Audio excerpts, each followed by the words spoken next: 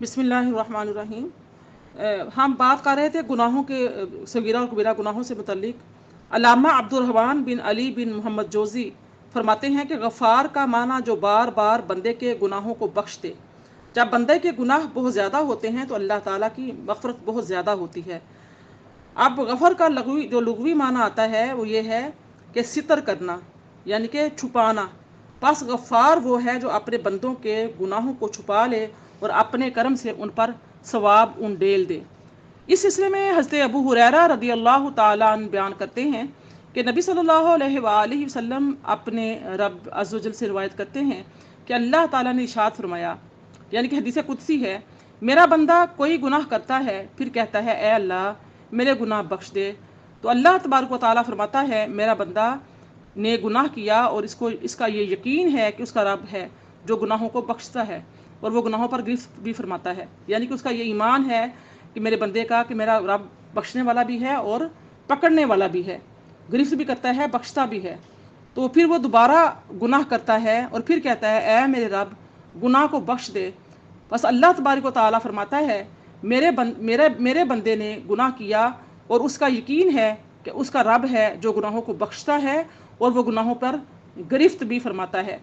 وہ پھر گناہ کرتا ہے اور کہتا ہے اے میرے رب میرے گناہ بخش دے، تو اللہ تبارک و تعالیٰ فرماتا ہے میرے بندے نے گناہ کیا اور اس کو یقین ہے کہ اس کا رب ہے جو گناہ کو بخشتا ہے اور گناہوں پر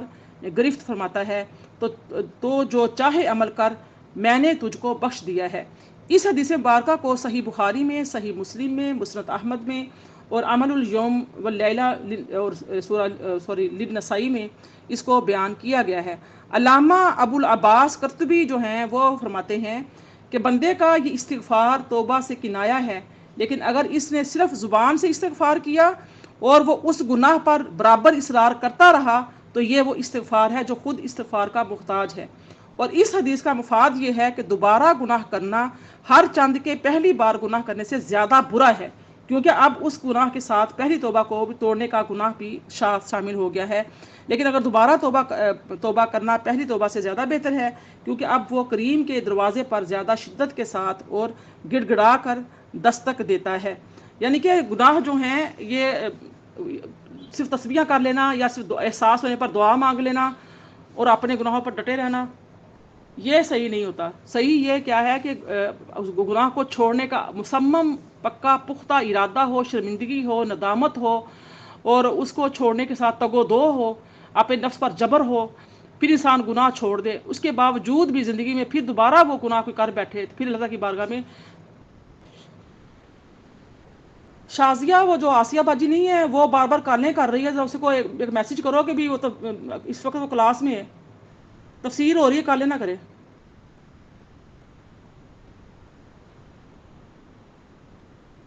یہ مسرت جہاں جو ہے مائک اوپن کیا، بچے ان کی شور کر رہے ہیں۔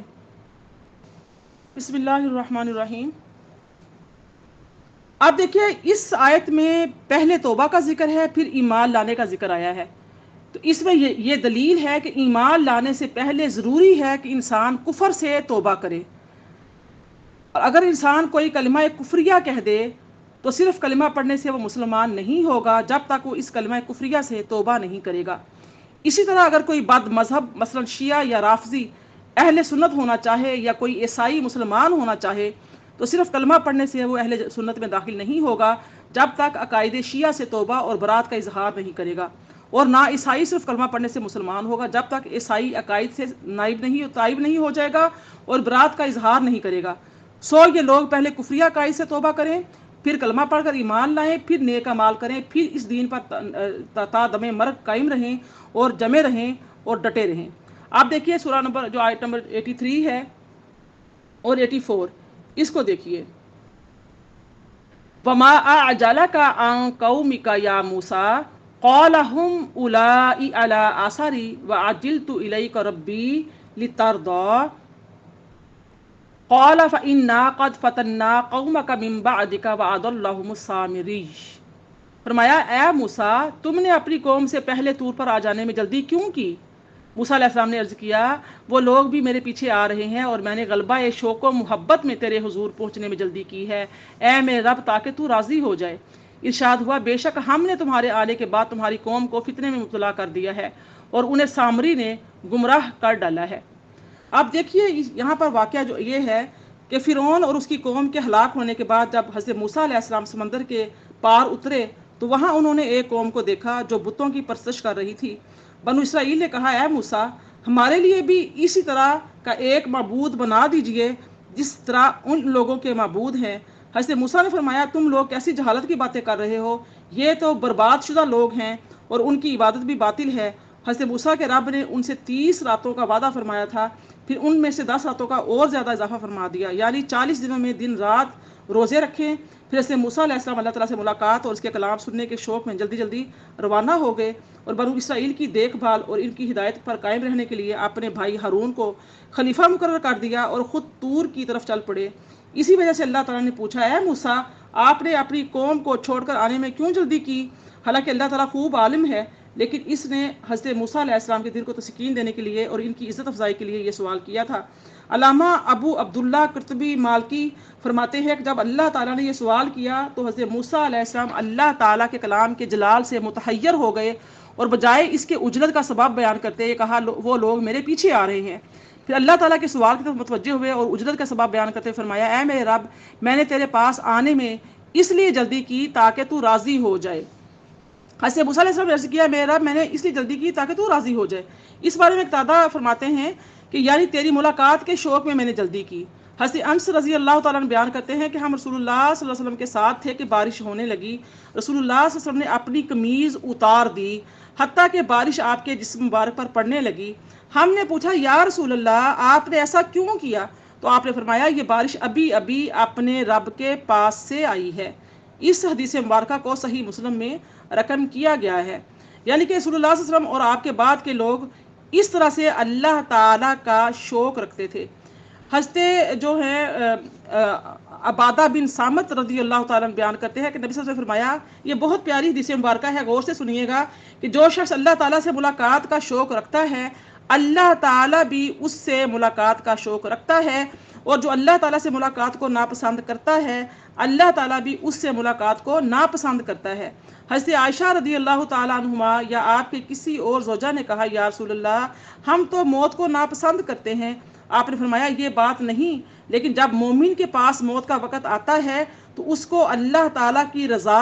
اور اس کی کرامت کی بشارت دی جاتی ہے۔ اس وقت اس کو اس سے زیادہ اور کوئی چیز محبوب نہیں ہوتی جو اس کے سامنے آنے والی ہے۔ پس جو اللہ تعالیٰ کی ملاقات سے محبت کرتا ہے اللہ بھی اس کی ملاقات سے محبت کرتا ہے، اور کافر کے پاس جب موت کا وقت آتا ہے تو اس کو اللہ تعالیٰ کے عذاب اور اس کی سزا کی بشارت دی جاتی ہے۔ پس اس وقت اس کو اس سے زیادہ کوئی چیز ناپسند نہیں ہوتی جو اس کے سامنے آنے والی ہے۔ وہ اللہ سے ملاقات کو ناپسند کرتا ہے اور اللہ تعالیٰ اس سے ملاقات کو ناپسند کرتا ہے۔ اس حدیث مبارکہ کو صحیح بخاری، صحیح مسلم، مصنف عبدالرزاق اور سنن دارمی، رقم الحدیث سنن ترمذی اور سنن نسائی میں ذکر کیا گیا ہے۔ آپ دیکھ لیجئے کہ اللہ تعالیٰ سے موت کا یعنی کہ ملاقات کا شوق کون رکھتا ہے؟ جو اللہ اس کے رسول سے محبت کرتا ہے، اللہ اس کے رسول کی اطاعت کرتا ہے، فرما برداری کرتا ہے، ہر وقت اپنے رب کی رضا چاہتا ہے اور ہر وہ عمل کرتا ہے جس سے اس کا رب راضی ہو جائے، تو اس کو موت کا کوئی خوف نہیں ہوتا، بلکہ وہ چاہتا ہے کہ میں جاؤں اور اپنا مقام دیکھوں،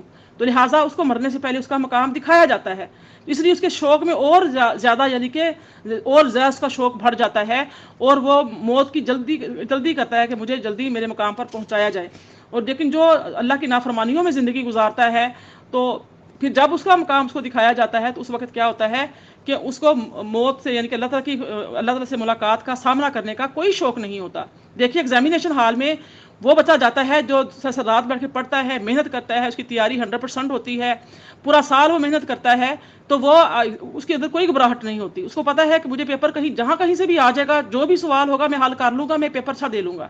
اور جو بچہ پورا سال بھر محنت نہیں کرتا اور جس دن پیپر ہوتے ہیں ان دن بھی محنت نہیں کرتا، ان دا اینڈ پیپر والا دن آ جاتا ہے، جب وہ ایگزامینیشن ہال میں جا رہا ہوتا ہے تو اس کے رنگ پیلے پڑے ہوئے ہوتے ہیں اور وہ جانا پسند نہیں کر رہا ہوتا، اس کی خواہش ہوتی ہے کہ کاش پیپر کینسل ہو جائے، کوئی ایسا ہیلا بہانہ بن جائے کہ میں پیپر دینے جاؤں ہی نہ، کیوں؟ مجھے کچھ آتا ہی نہیں ہے۔ بس یہی نیکوکاروں کا اور بدکاروں کا حال ہے، یہی مسلمانوں کا اور غیر مسلموں کا حال ہوگا۔ پھر فرمایا پس ہم نے آپ کے بعد آپ کی قوم کو فتنے میں مبتلا کر دیا اور ان کو سامری نے گمراہ کر دیا، یعنی ہم نے ان کو آزمائش امتحان میں مبتلا کیا تاکہ یہ ظاہر ہو کہ ان میں کون الوہیت اور توحید کے عقیدے پر راسخ ہے اور کس کا عقیدہ کمزور ہے۔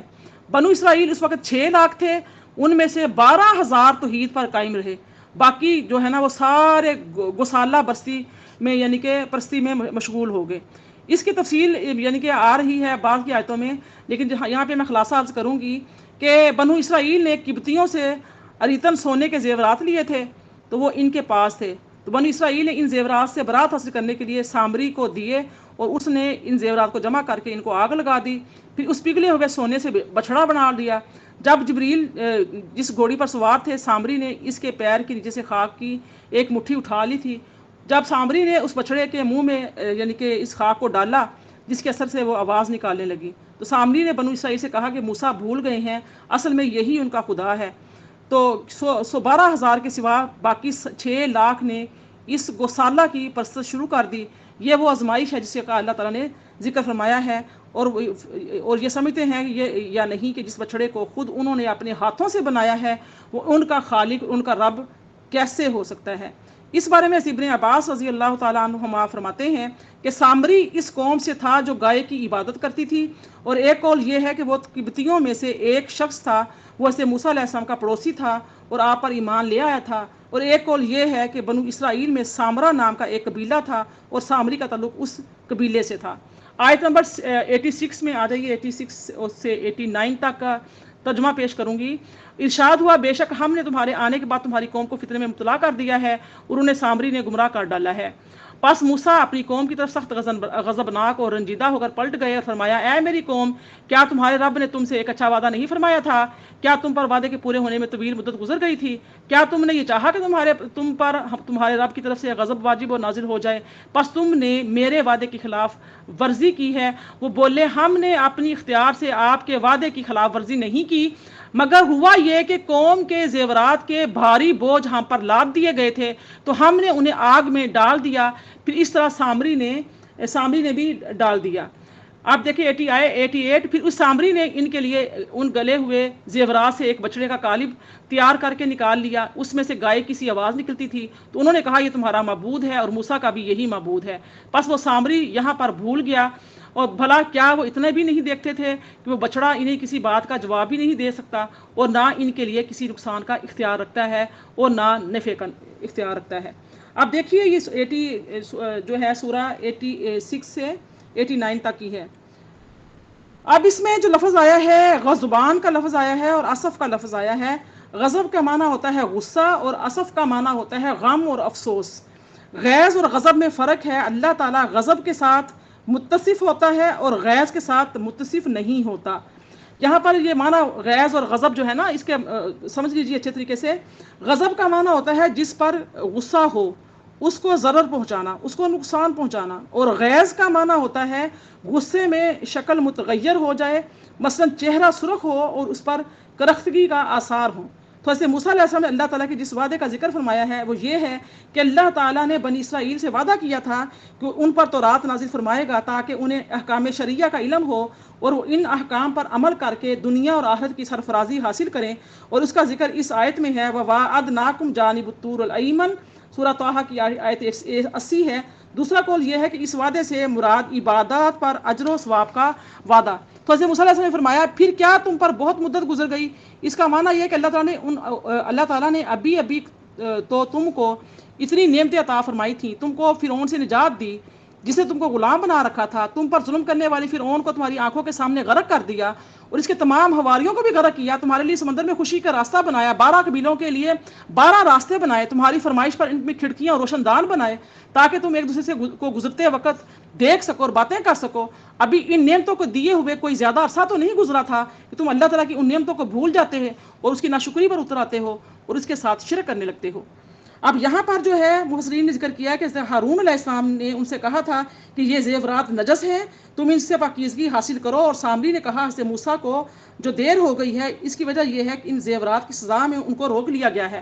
قرآن مجید میں جو لفظ اوزار کا لفظ استعمال ہوا ہے اس کا معنی ہے گناہ، چونکہ کتبی جو قبطی تھے ان زیورات کو اپنی کفریہ مجالس میں پہن کر جاتے تھے، اس لیے ان کو گناہ فرمایا گیا ہے۔ پھر بنی اسرائیل نے کہا ہم نے ان کو آگ میں ڈال دیا، تو اس کی تفصیل یہ آتی ہے کہ حضرت ہارون علیہ السلام نے ان کو حکم دیا کہ حضرت موسیٰ کے آنے تک ان زیورات کو آگ ایک گھڑے میں ڈال دو، یعنی کہ مٹی کا گھڑا کھودو ان کو سیف رکھنے کے لیے،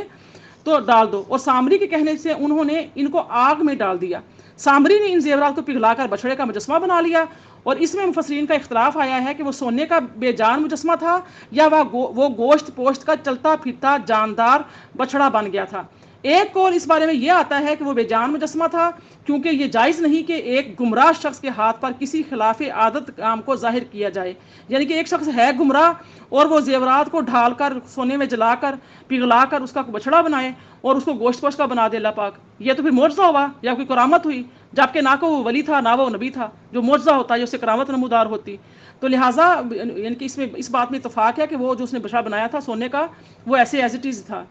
تو سامری نے اس بچڑے جیسی شکل صورت بنائی تھی اور اس مجسمے میں سوراخ اور جھریاں رکھی تھیں، ان سے ہوا گزرتی تھی۔ اس مجسمے میں ایک طرف سے ہوا داخل ہوتی اور دوسری طرف سے نکل جاتی، اور ہوا کے گزرنے سے ان میں آواز پیدا ہوتی جو بچڑے کی سی آواز کی مشابہ ہوتی۔ دوسرا قول اس کے بارے میں یہ آتا ہے کہ وہ زندہ بچڑا بن گیا تھا اور بیل کی طرح آواز نکالتا تھا، اور اس کی دلیل یہ ہے کہ سامری نے کہا فَقَبَضْتُ قَبْضَةً مِّنْ آثَارِ الرَّسُولِ، سورہ طٰہٰ کی آیت نمبر 96 میں آئے گا، میں نے تو اللہ کے رسول یعنی جبرائیل کے نقش قدم سے ایک مٹھی بھر لی تھی۔ جب وہ اپنی موسیٰ علیہ السلام اپنی پوری قوم بنی اسرائیل کو لے کر جب سمندر کی طرف گئے تھے، بحر کلزم کی طرف، اس وقت کی بات ہے جب جبرائیل گھوڑی پر سوار ہو کے آئے تھے، جبکہ فرعون جو تھا وہ گھوڑے پر سوار تھا، تو گھوڑے نے جب گھوڑی کی خوشبو کو سونگا تو وہ اس مائل ہوا، اور جبرائیل علیہ السلام جو تھے نا وہ آگے آگے تھے، اور انہوں نے کہا کہ تمہارا جو بادشاہ ہے وہ آگے جا چکا ہے، لہٰذا قوم کو ہانکا، کہا تم بھی تیزی کے ساتھ اس کے پیچھے جاؤ۔ جب قوم پیچھے گئی تو کیا ہوا کہ جو 12 راستے بنائے گئے تھے انہوں نے کہا یہ دریا خشک ہو چکا ہے، جب وہ گزرے تو کیا ہوا، ڈوب گئے۔ تو ابن عباس رضی اللہ عنہ بیان کرتے ہیں کہ جس وقت سامری وہ بچڑا ڈھال کر بنا رہا تھا تو وہاں سے حضرت ہارون علیہ السلام کا گزر ہوا، انہوں نے پوچھا یہ تم کیا بنا رہے ہو؟ اس نے کہا میں ایسی چیز بنا رہا ہوں جو نفع تو پہنچائے گی لیکن کسی کو نقصان نہیں دے گی، آپ دعا کیجئے کہ اللہ تعالیٰ میرا مقصد پورا کر دے۔ تو ہارون علیہ السلام نے دعا کی، اے اللہ اس نے جو سوال کیا ہے اس کو پورا کر دے۔ جب حضرت ہارون چلے گئے تو سامری نے کہا اے اللہ میرا یہ سوال ہے یہ بیل کی طرح آواز نکال لے، سو ایسا ہی ہوا۔ یعنی کہ اس کے بارے میں کہا گیا ہے کہ یہ اس تقدیر پر یہ حضرت ہارون کا معجزہ تھا کہ حضرت ہارون علیہ السلام کا وہاں پہ گزر ہو رہا تھا اس وقت، تو اس نے کہا کہ میرے لیے دعا کریں کہ اللہ تعالیٰ میری دعا کو پورا کرے۔ تو حضرت ہارون نے تو یہی کہا کہ اللہ پاک اس کی جو یہ کہہ رہا ہے اس کا جو سوال ہے پورا کر۔ اب ہارون علیہ السلام کو تو یہ پتہ نہیں تھا کہ وہ سوال کیا کرے گا۔ جب آپ وہاں سے گزر گئے تو اس نے کہا کہ میں تو یہ سوال کرتا ہوں اللہ پاک کہ اس میں جان ڈال دے، روح پھونک دے۔ پھر اللہ نے فرمایا کیا وہ یہ نہیں دیکھ سکتے تھے کہ وہ ان کی کس بات کا جواب نہیں دے سکتا اور ان کی کسی ضرر اور نفع کا مالک نہیں تھا؟ اس آیت میں اللہ تعالیٰ نے اس کی الوہیت کے بطلان پر دلیل قائم کی ہے، اور فرمایا کہ امام راضی اس کے بارے میں لکھتے ہیں کہ یہودیوں نے حضرت علی رضی اللہ عنہ سے کہا کہ تم اپنے نبی کو دفن کرنے سے پہلے ہی آپس میں مسئلہ خلافت میں اختلاف کرنے لگے تھے، تو حضرت علی نے فرمایا ہمارا اس میں اختلاف تھا کہ نبی کا خلیفہ کس کو ہونا چاہیے، نبی کی ذات میں ہمارا اختلاف نہیں تھا، اور تمہارے پاؤں تو ابھی سمندر کے پانی سے خشک نہیں ہوئے تھے کہ تم نے کہا ہمارے لیے بھی ایک ایسا معبود بنا دیں جیسا ان کا معبود ہے۔ اس واقعے کو تفسیر کبیر میں یعنی کہ نقل کیا گیا ہے، یعنی کہ اللہ نے فرمایا تھا کہ وہ یہ نہیں دیکھ سکتے تھے کہ وہ ان کی کسی بات کا جواب نہیں دے سکتا اور ان کے کسی نقصان اور نفع کا مالک نہیں تھا۔ اس آیت سے اللہ تعالیٰ نے ان کی الوہیت کے بطلان پر دلیل قائم کی۔ اس کا یہ معنی نہیں کہ اگر وہ بچڑا ان کی کسی بات کا جواب دے سکتا تو پھر اس کی خدا معنی صحیح تھا، کیونکہ اس کے ساتھ اللہ تعالیٰ نے یہ بھی فرمایا کہ وہ ان کے کسی نقصان اور نفع کی بالذات مالک نہیں تھا، اور معبود اور خدا ہونے کی شان یہ ہے کہ وہ لوگوں کو بالذات نفع اور نقصان پہنچانے پر قادر ہو، جو نفع اور نقصان سے بچائے، زندگی اور موت کا مالک ہو، وہی کیا ہوتا ہے، وہی قادر ہوتا ہے۔ آیت نمبر 90 دیکھ لیجئے، اللہ اکبر۔ وَلَقَدْ قَالَ لَهُمْ هَارُونَ مِن قَبْلُ يَا قَوْمِ إِنَّمَا كُنتُمْ بِهِ وَإِنَّ رَبَّكُمُ الرَّحْمَنُ فَاتَّبِعُونِي وَأَطِيعُوا أَمْرِي، اور بے شک ہارون نے بھی ان کو اس سے پہلے تنبیہاً کہہ دیا تھا کہ اے قوم تم اس بچڑے کے ذریعے تو بس فتنے میں مبتلا ہو گئے ہو، حالانکہ بے شک تمہارا رب یہ نہیں وہی رحمان ہے، پس تم میری پیروی کرو اور میرے حکم کی اطاعت کرو۔ قالوا لن نبرح علیہ عاکفین حتی یرجع الینا موسیٰ، وہ بولی ہم تو اسی کی پوجا پر جمے رہیں گے یہاں تک کہ موسیٰ علیہ السلام ہماری طرف پلٹ آئیں. قال یا ہارون ما منعک اذ رأیتہم ضلوا، موسیٰ علیہ السلام نے فرمایا اے ہارون تم کو کس چیز نے روکے رکھا جب تم نے دیکھا کہ یہ گمراہ ہو رہے ہیں. اللہ تتبعن افعصیت امری، مزید یہ کہ تمہیں کس نے منع کیا کہ انہیں سختی سے روکنے میں، تم میرے طریقے کی پیروی نہ کرو، کیا تم نے میری نافرمانی کی ہے. اب یہاں پر دیکھ لیجئے کہ ان آیتوں کی تفصیل یہی آتی ہے کہ حضرت موسیٰ کے طور سے واپسی سے پہلے ہارون علیہ السلام نے بچھڑے کی پرستش کرنے والوں کو سزا کی اور ان کو سمجھایا کہ اس بچھڑے سے جو خلاف عادت آواز آ رہی ہے یہ صرف تمہاری آزمائش ہے کہ تم اپنے ایمان اور عقیدہ توحید پر قائم رہتے ہو یا اس آواز سے دھوکہ کھا کر سامری کے کہنے پر آ کر اس بچھڑے کو خدا بنا لیتے ہو. تمہارا رب یہ بچھڑا نہیں ہے، رحمان ہے جس کا فضل، اس کی رحمت اس کے بچھڑے کو بنانے سے پہلے بھی ہر نیک اور بد پر عام تھی اور سب کو شامل تھی. اس کو فنا ہونے کے بعد اس کی رحمت سب کو شامل ہوگی. تو سو تم پوری توجہ اور کوشش کے ساتھ میری پیروی کرو، میرے حکم کو مانو، پوری لگن کے ساتھ اللہ تعالیٰ کی عبادت کرتے رہو، وہی تم سے نقصان اور ضرر کو دور کرنے والا ہے اور تم کو خیر اور نفع پہنچانے والا ہے. یا تم میرے ساتھ حضرت موسیٰ کے پاس چلو اور اس بچھڑے کی عبادت کو چھوڑ دو. انہوں نے کہا جب تک حضرت موسیٰ واپس نہیں آتے ہم اس بچھڑے کی پرستش میں ڈٹے رہیں گے، پھر ہم دیکھیں گے کہ وہ بھی ہمارے ساتھ اس بچھڑے کی عبادت کرتے ہیں یا نہیں. ان کا یہ عزم تھا کہ حضرت موسیٰ بھی ان کے ساتھ بچھڑے کی عبادت کریں.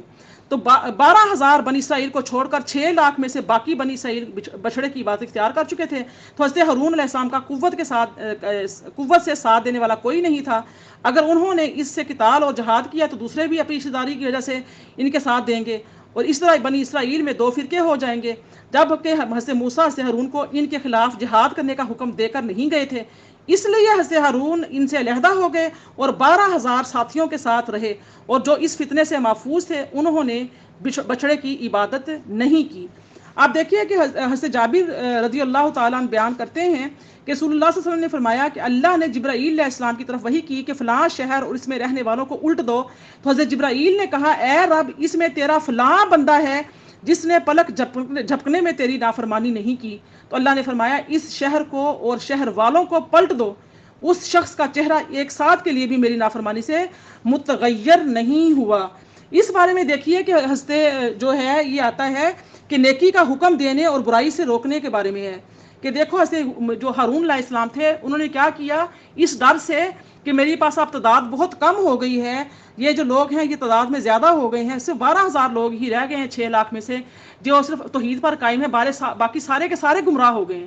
کیونکہ 40 دن کے لیے موسیٰ علیہ السلام گئے تھے اللہ تعالیٰ سے تورات کی کتاب لینے کی چلہ کرنے کے لیے. تو اس وقت بھی حضرت ہارون علیہ السلام نے کیا کہ حکمت سے کام لیا. کیا کام لیا کہ مجھے تو جہاد کا حکم نہیں دیا گیا، حضرت موسیٰ علیہ السلام مجھے یہ تو نہیں کہہ کے گئے تھے میں جہاد کروں، ان سے لڑوں، ان سے قتال کروں. لہٰذا وہ کیا انہوں نے کیا کیا، اپنے 12,000 لوگوں کو لے کر علیحدہ ہو گئے، علیحدگی اختیار کر لی. اب اس پر یہ حدیث آتی ہے کہ حضرت ابو سعید خدری فرماتے ہیں کہ رسول اللہ نے فرمایا کہ تم میں سے جو شخص کسی برائی کو دیکھے وہ اس کو اپنے ہاتھ سے مٹا دے، اور اگر اس کی طاقت نہ رکھے تو زبان سے اس کو بدلنے کی کوشش کرے، اور اس کی بھی طاقت نہ رکھے تو دل سے اس کو برا جانے، اور یہ سب سے کمزور درجہ ایمان کا ہے. یہ صحیح مسلم میں حدیث مبارکہ آتی ہے. حضرت حذیفہ رضی اللہ تعالیٰ عنہ بیان کرتے ہیں کہ اس ذات کی قسم جس کے قبضہ قدرت میں میری جان ہے، تم ضرور نیکی کا حکم دیتے رہنا اور تم ضرور برائی سے روکتے رہنا، ورنہ اللہ ان قریب تم پر اپنے پاس سے عذاب نازل فرمائے گا، پھر تم ضرور اللہ سے دعائیں کرو گے اور تمہاری دعائیں قبول نہیں ہوں گی.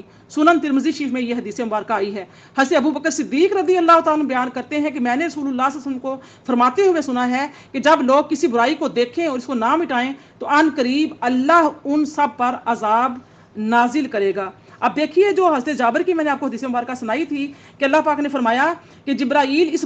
فلاں فلاں شہر کی فلاں فلاں بستی کو تم الٹ دو. تو جبرائیل نے فرمایا کہ اے رب اس میں تیرا فلاں بندہ ہے جس نے پلک جھپکنے میں بھی تیری نافرمانی نہیں کی. تو اللہ نے فرمایا اس شہر کو یعنی کہ شہر والوں کو پلٹ دو، اس شخص کا چہرہ ایک ساعت کے لیے بھی میری نافرمانی سے متغیر نہیں ہوا. یعنی کہ ایک تو ہوتا ہے برائی سے روکنا، ہاتھ سے روکنا، منہ سے روکنا، دل سے برا جاننا، ایک ہوتا ہے کہ برائی میں ساتھ شامل ہو جانا. اگر ہم اس آج کی حدیث کو پر غور و فکر کریں تو ہمارا بھی یہی حال ہے. ہم کسی کو روکنے کی ایک تو جرات نہیں کرتے. ہم کہتے ہیں کہ فلاں کی بیٹی ہے، فلاں کا بیٹا ہے، ہمیں کیا ضرورت پڑی ہے، اس کی زندگی ہے، وہ اپنے بچے کو خود سمجھائے، کرتے ہیں یا نہیں کرتے. بعض دفعہ ہوتا ہے ماں باپ کو بچے کی غلطی کی نشاندہی کا پتہ نہیں ہوتا، بچہ ہمارا کس طرف جا رہا ہے، دوسروں کی نظر ہوتی ہے، والدین کی نظر نہیں ہوتی، والدین کو پتہ نہیں چلتا. یا بعض دفعہ کسی کوئی آپ کے ساتھ، آپ کی فرینڈ ہے، فرینڈ شپ ہے کسی کے ساتھ، آپ کو اس میں کوئی برائی نظر آتی ہے کہ وہ گناہ کی طرف جا رہی ہے، تو آپ کا کام بنتا ہے کہ دوستی یہی اچھی ہے کہ آپ اس کو منع کرو، اس کو کہو کہ یہ جو راستہ تم نے اختیار کر لیا ہے، یہ راستہ گناہ کا راستہ ہے، یہ راستہ برا راستہ ہے. یا اب ہمارے شادی بیاہ کے معاملات اگر ہم لے لیتے ہیں تو وہاں پر کیا ہوتا ہے کہ اگر ناچ گانے ہو رہے ہیں، ڈانس ہو رہے ہیں، اور اس کے بعد غیر محرم کا اختلاط ہو رہا ہے، نامحرم غیر سب جمع ہو رہے ہیں، تو ہم کیا نہ برا جانتے ہیں، نہ ہم اس کو بالکل بھی نہ منہ سے روکتے ہیں، نہ ہاتھ سے روکتے ہیں، نہ دل سے برا ہی جانتے ہیں، بلکہ اس برائی میں جا کر شامل ہو جاتے ہیں. پھر ایسی قوموں پر اللہ تعالیٰ کا عذاب آتا ہے. آپ یہ دیکھ لیجئے جو آج کل ہماری مسلم کنٹریز کے اندر ہو رہا ہے، ہمارا پاکستان ہی لے لیجئے کہ کتنے برے حالات ہو رہے ہیں، کس طریقے سے خون ریزی ہو رہی ہے، مار پٹائی ہو رہی ہے، مسلمان پر لاٹھی برسا رہا ہے، مار رہا ہے، قتل کر. کیا وجہ ہے کہ ہماری بیٹیاں، بہو بیٹیاں ننگی بالکل، یعنی کہ آج یونیورسٹیز میں، کالجز میں تعلیم حاصل کر رہی ہیں، ننگے سر جا رہی ہیں، جین پہنے ہوئے ہیں، بالکل امتیاز ختم ہو گیا، سمجھ نہیں آتی مسلمان ہے نان مسلم ہے، الا ماشاء اللہ، یعنی کہ سر سے سکاف بالکل اتر گئے ہیں، دوپٹے گلوں سے بھی نکل گئے ہیں، غیر لڑکوں کے ساتھ گھومتی پھرتی ہیں، کھاتی پیتی ہیں، چائے کافی میں پینے چلی جاتی ہیں. والدین بھی برا نہیں سمجھ رہے، بچے بھی برا نہیں سمجھ رہے، ان کے ساتھ اٹھنے بیٹھنے والے ٹیچرز بھی. ایسا ماحول بنا دیا جا رہا ہے. ایسے میں اگر کسی لیڈر نے یہ بات کہہ دی کہ عورتوں کا لباس مکمل ہونا چاہیے، عورتیں اپنی لباس یعنی کہ صحیح نہیں پہنتی، اس وجہ سے یعنی کہ زنا، بدکاری، فحاشی عام ہو رہی ہے، اس پر کیا ہوا کہ سارے جو تھے ٹی وی چینلز میں بڑے بڑے پروگرام، بڑے بڑے بحث مباحث سے برا بھلا کہنا شروع کر دیا کہ ہاں اس نے یہ ایسی بات کہہ ہی کیوں دی. مطلب کہنے کا کہ الٹا جو غلطی کی نشاندہی کرے گا سارے اس کے خلاف ہو جائیں گے. تو یہ بات کیا ہے کہ اللہ تعالیٰ فرماتا ہے کہ اس میں اگرچہ کوئی بندہ نیک جتنا مزید عبادت گزار ہے، اسے پلک جھپکنے کی بھی برائی نہیں کی، گناہ نہیں کیا، اتنا عبادت گزار، اتنا فرما بردار، اتنا متقی تھا، لیکن اس کے باوجود اس کا کیا کام تھا کہ اس کی یعنی کہ میری نافرمانی سے وہ متغیر نہیں ہوا، پوری قوم تباہ ہوتی رہ گئی، سارے خاندان والے، گھر والے، علاقے والے، محلے والے، اس کے آس پڑوس میں ہر طرف گناہ ہوتا رہ گیا، وہ کبھی متغیر بھی نہیں ہوا تھا. یہی تھا کہ بس ٹھیک ہے، یہ اپنا ان کا عمل ان کا ہے، بس میں نیک ہوں، میں عبادت کر رہا ہوں، ٹھیک ہے. اس لیے فرمایا کہ یہ تم ساری رات عبادت کرو، اس سے بہتر ہے کہ تم کسی کو جا کر ایک آیت سکھا دو، ہو سکتا ہے تمہاری ایک آیت سکھانے سے تمہارے عمل سے زیادہ اچھا عمل وہ کر لے، وہ اپنی کسی گناہ سے توبہ کر لے. تو لہٰذا نیکی کا حکم دینا، امر بالمعروف کرنا، نہی عن المنکر کرنا، یہ ہر مسلمان کی یہ ذمہ داری ہے کہ وہ اپنے تئیں کوشش کرے، جہاں برائی دیکھے اس برائی کو ہاتھ سے مٹائے، ہاتھ سے نہیں مٹائے گا تو اپنے منہ سے روکے. یہ سب سے نچلا درجہ ہے. اگر وہ بھی نہیں ہے تو پھر کیا کرے، اس جو انسان برے راستے پہ چل رہا ہے، بری صحبتیں اختیار کر رہا ہے، اللہ تعالیٰ کی